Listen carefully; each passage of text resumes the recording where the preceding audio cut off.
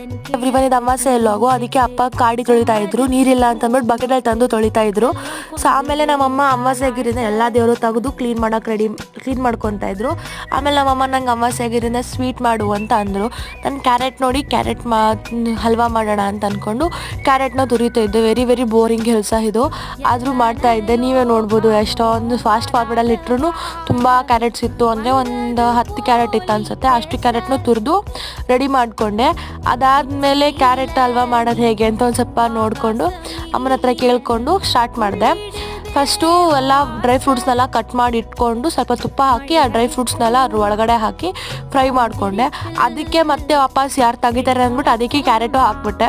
So finally dry fruits carrot ಎರಡು ತುಪ್ಪದಲ್ಲಿ ಒಂದು ಸ್ವಲ್ಪ ಹುರ್ಕೊಂಡ್ಮೇಲೆ ಹಾಲು ಹಾಕಬೇಕು ಅಂತಂದರು. ಅದಕ್ಕೆ ಹಾಲು ಹಾಕಿ ಆಮೇಲೆ ಒಂದು ಸ್ವಲ್ಪ ನೀರು, ಅಂದರೆ ಒಂದು ಅರ್ಧ ಕಪ್ ನೀರು ಹಾಕಿದ್ದೆ.